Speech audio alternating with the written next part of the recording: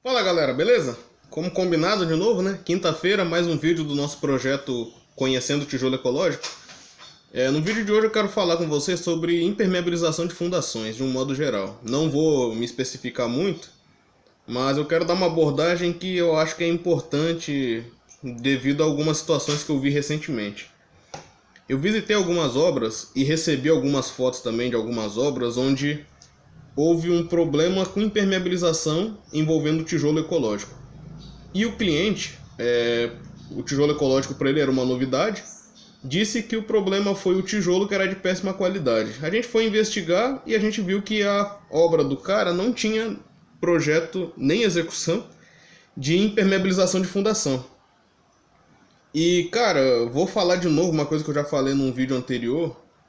É muito importante para você, engenheiro, técnico, executor, pedreiro, enfim, você que trabalha no ramo da construção civil, você conhecer as suas limitações como construtor, como projetista, seja lá o que você estiver trabalhando. Se você não conhece, por exemplo, o processo de impermeabilização, cara, não é feio você parar e buscar conhecer e ver qual é o método que melhor se adapta à sua situação. Porque você vai fazer uma coisa mal feita e o seu cliente vai ter problema depois. E problema de impermeabilização é uma coisa muito séria. A gente tem aí patologias em diversas obras aí espalhadas pelo Brasil por conta desse tipo de problema. Que é uma simples má execução parece que é algo que as pessoas ficam negligenciando como se não fosse importante. E é muito importante o processo de impermeabilização, cara. Então eu quero focar nesse tema e vamos lá, né? Até eu falo em relação ao tijolo ecológico, por ter mais propriedade no assunto. Eu conheço muitos fabricantes aí do Brasil todo, acompanho o trabalho deles, são pessoas muito sérias que estão aí trabalhando desde cedo até de noite às vezes, pesquisando traço, enviando para laboratórios fazerem testes, verificando alguns aditivos ou algum material novo que pode ser adicionado para melhorar. Então, muito cuidado aí para quem acha que a culpa desses problemas é o tijolo, que não é. Muito cuidado com quem você coloca na sua obra, em quem você coloca dentro do seu orçamento para executar sua obra. Muito importante você abrir seu olho em relação a isso. Então, pessoal, em relação aos elementos de fundações, como, por exemplo, a figa baldrame, sapatas, enfim, radieiros, né? É muito importante que você faça o processo de impermeabilização desses elementos. Por quê? Esses elementos ficam em contato direto, sofrendo intempéries e umidade do solo.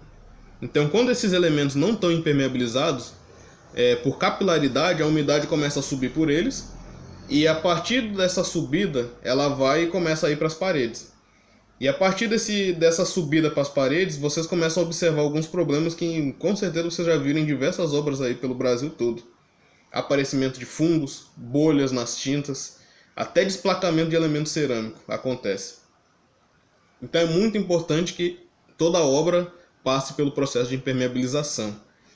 Agora, por exemplo, como eu vou saber o método correto? Uma dica que eu dou para vocês. A NBR disponibiliza duas normas, chamada a 9574 e a 9575. Se você ler essas duas normas, você vai ver ali sobre projetos e execução e sobre materiais disponíveis aí para você executar seu elemento de fundação, para você executar a impermeabilização do seu elemento. Ah, pode ser qualquer um? Não, não pode. Cada obra tem sua especificidade e de acordo com isso é que você vai avaliar como construtor qual é a melhor situação para você aplicar o melhor elemento digamos assim, de estanqueidade. E essa é a função da impermeabilização, é você estanquear a subida da água, a subida da umidade, para que você não tenha problemas. No caso aí que a gente tem no mercado, a gente tem emulsões asfálticas, mantas asfálticas, cimentos poliméricos, aditivos impermeabilizantes são colocados na argamassa. É um aditivozinho que você coloca lá na argamassa e ele dá essa característica digamos assim, de repelir a água, né? De impedir a passagem da umidade. Então é muito importante que você tenha esses conhecimentos das normas 9574, 9575. Para você estar fazendo uma obra, avalia aquela obra, avalia o lugar que você está, avalia a presença de lençol freático, a presença de umidade onde você está, para que a partir daí você faça a sua melhor impermeabilização. Tem algum meio? Qual é o meio de melhor de impermeabilização? Tem vários, cara. Se você for pesquisar aí no mercado, tem muita tecnologia que você pode aplicar. Mas agora, de nada adianta você ter todo o conhecimento das tecnologias disponíveis se na hora da aplicação, a aplicação é feita de uma forma errada. Então é muito importante que você esteja presente na pesquisa, na escolha do método de aplicação, que você leia sobre o material que você resolveu comprar, para que você saiba a forma correta de aplicar e fiscalize também. Porque é muito desagradável para o cliente, e o cliente tem toda a razão de reclamar quando ele paga por uma obra e a obra começa a aparecer problema de aparecimento de fungo, de bolha, enfim. E aí, o cara tá lá, o cara pagou a obra dele, ele quer morar, ele quer estar com seu escritório, seja lá o que for que ele mandou fazer, e você garantiu para ele que ia entregar dentro do prazo e dentro das funcionalidades mínimas. E aí, agora tá lá o problema. E uma dica, para quem não sabe, você fazer uma impermeabilização corretiva, hoje em dia, pela avaliação, as últimas avaliações aí que eu já vi, está custando em média 4 vezes mais do que você fazer uma impermeabilização preventiva. E aí, o que você prefere?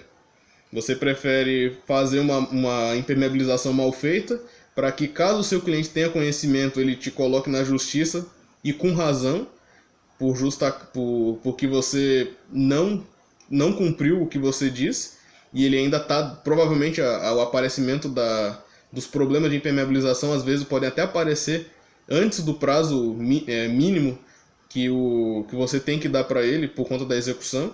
Depois que você executa uma obra, você ainda tem uma responsabilidade, porque você tem que garantir ainda por um tempo que a obra vai estar dentro das funcionalidades mínimas, e o teu cliente vai estar com total razão se ele reclamar, e você vai ter que fazer lá o método corretivo. Não esquece, custa em torno de 4 vezes mais. Então não custa nada você parar e avaliar qual é o seu melhor método de aplicação, beleza? Então vamos parar com essa cultura de acusar que o problema é o tijolo, porque não é. Se vocês forem pesquisar, tem N métodos de impermeabilização e um monte de material disponível ensinando qual é o método correto para você não ter problema nenhum tipo de alvenaria com infiltração de água, com subida de umidade por capilaridade. Então, muito cuidado aí nos julgamentos. Galera, eu espero ter ajudado aí vocês com esse vídeo.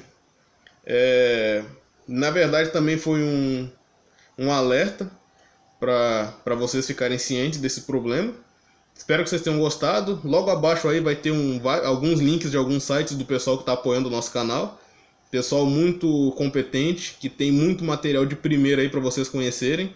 Muita gente boa por dentro do nosso tijolo ecológico. Pessoal, um abraço. Quinta-feira a gente tem mais. Falou. Obrigado aí pela presença de vocês.